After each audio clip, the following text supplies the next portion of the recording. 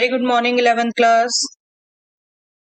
Yes बेटा, आज हम डिस्कस करने लगे हैं case studies questions on the topic complex numbers. चलिए देखते हैं। Yes, what is the case study? Two friends Sumit and Pawan have just came to know about complex numbers.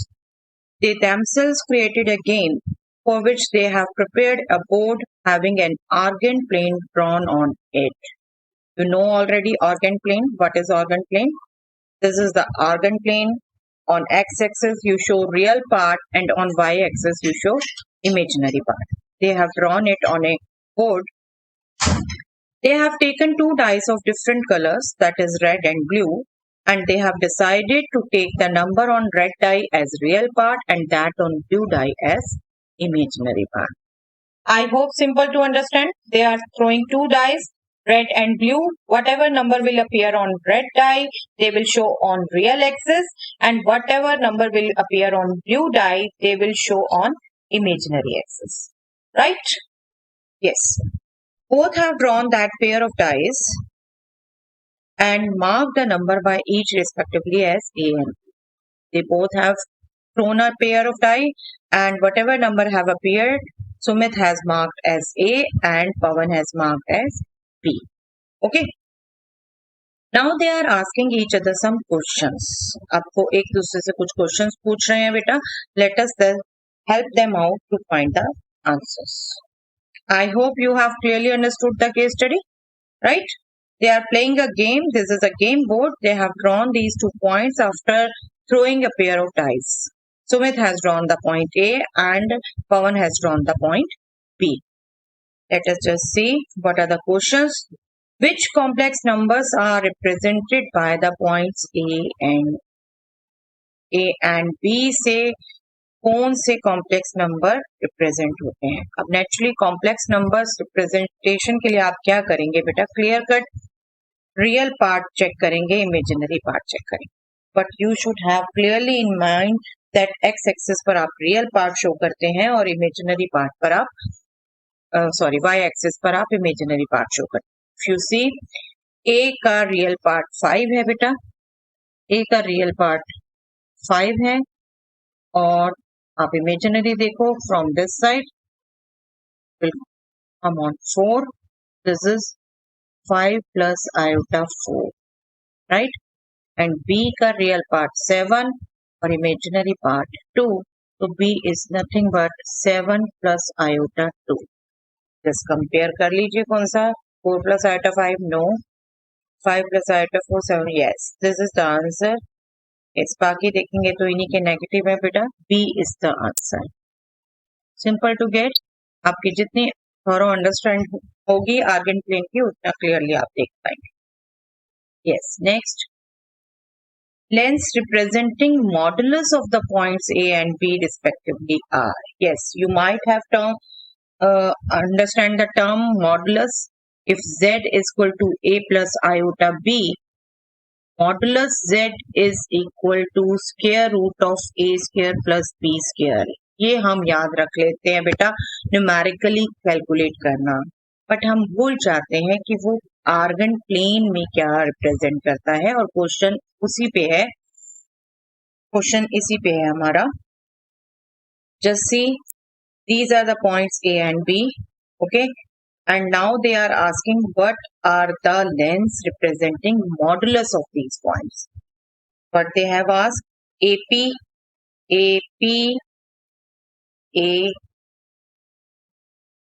BL. AP, BL ये हैं. OP, OQ हैं. OA, OB हैं. OM, OL है. जिन्होंने अच्छे से समझा हुआ बेटा, ग्राफिकली भी पूरा समझाया था आपको, वो क्विकली बता सकते हैं. This is C OA and OB. These are modulus. This is the modulus of 5 plus iota 4 and this is the modulus of 7 plus iota 2. A के coordinate 5 plus iota 4 थे ना. This is the complex number this and B is the complex number 7 plus iota 2. Okay. You must remember also graphically, not only numerically. OA represent the modulus of the point at A complex number at A, and OB represent the modulus of the complex number at B. Okay, चलिए next.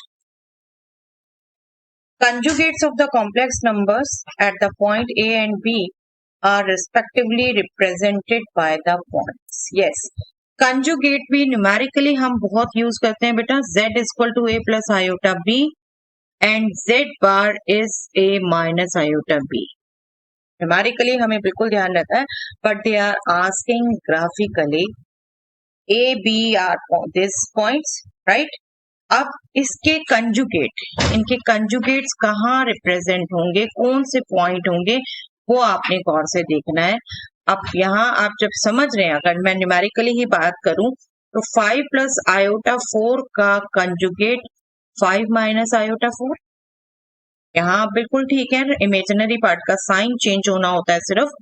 7 plus iota 2, that means 7 minus iota 2. बस क्या फर्क हुआ बेटा, real part same रहा, imaginary part का sign change हुआ.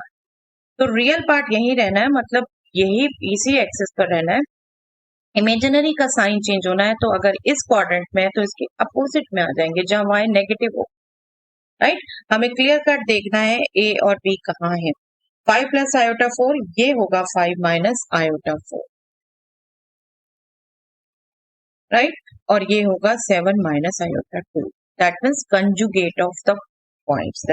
That means C and D. C and D. Yes, A is the answer. Right? C and D are the conjugate of these points. Yes, multiplicative inverse of the complex number at A is, yes, A number क्या था बेटा, 5 plus iota 4.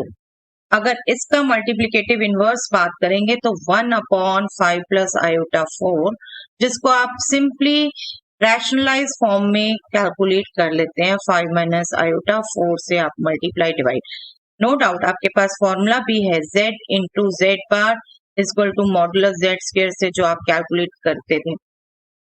z inverse is nothing but z bar upon modulus z square. ठीक है, but हम सीधा calculate करते हैं. आपको पढ़ाते हुए भी यही सिखाया था, आप क्विकली इस ढंग से कैलकुलेट कर लीजिए, ज्यादा से ज्यादा फॉर्मूला रखने से हम बचेंगे. 5 माइनस आयोटा 4, इन दोनों को मल्टीप्लाई करना है और सीधा a plus B into A minus B square use कर सकते हैं. That means a square 25, b square minus iota square 4 square, that means 16 into minus 1, that will be plus 16. 25 plus 16, that means 41. So we get 5 minus iota 4 upon 41. Right? इनको दोनों को separate कर सकते हैं हम. एग्जैक्ट कॉम्प्लेक्स नंबर फॉर्म में देना है तो रियल पार्ट हम अलग दिखा देते हैं और इमेजिनरी पार्ट हम अलग दिखा देते हैं. स्टैंडर्ड वे होता है बस एक नंबर को लिखने का बेटा. ठीक है, 5 upon 41 minus iota. Yes, B is the answer. B is the answer. I hope आपको रिकॉल हुआ है ये सब. ओके, चलिए. Product of the complex number set A and B is, जो ए और बी पर जो दो नंबर हैं उनका product. Yes, A and B क्या थे बेटा, ए एंड बी थे 5 plus iota 4 and 7 plus iota 2. इनको जस्ट मल्टीप्लाई करना है. 5 plus iota 4, 7 plus iota 2. Yes, आप फॉर्मूला यूज करें, आप डायरेक्ट मल्टीप्लाई करें. 5 7 35 and this into this minus plus iota square इन 8 जो अल्टीमेटली माइनस हो जाने वाला है, प्लस आयोटा 5 इंटू 2 10, 4 इंटू 7 20. आपको बहुत अच्छे से समझाया हुआ है बेटा. बेसिक्स हमेशा रिवाइज करके केस स्टडीज और एमसीक्यूज करिए बेटा. बेसिक बार बार खोल कर मत करिए, आपके माइंड में सेट होने चाहिए result. 35 iota square you know already. Iota की मैं पावर रिकॉर्ड्स करा दूं आपको बेटा. Iota is root minus 1, iota square is minus 1, iota cube is minus iota and iota 4 is 1. Iota square minus 1, 35 minus 8 is 27. plus iota 10 plus 28 is 30. So our answer is B. B is our answer. Okay. So that's all for the day beta.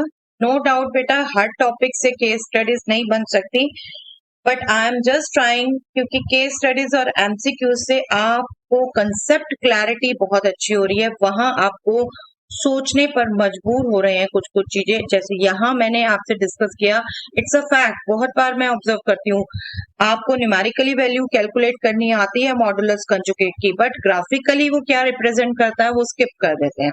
Please ये ध्यान रखिएगा। Case studies कौन सी आनी है हमें नहीं पता, MCQs कौन सी आनी है हमें नहीं पता, हम सिर्फ सीबीएसई को माइंड में रख के ना करें प्रिपेयर, हम लर्निंग करें अपनी, और जो भी लर्निंग होगी वो वेस्ट नहीं जाने वाली, दैट आई एम श्योर। ठीक है, तो इन सबको अच्छे से कंसेप्ट क्लैरिटी करने के लिए जरूर समझिए, जरूर देखिए। तो कुछ और केस स्टडीज, कुछ और एमसीक्यूज के साथ नेक्स्ट टाइम। Thanks everyone.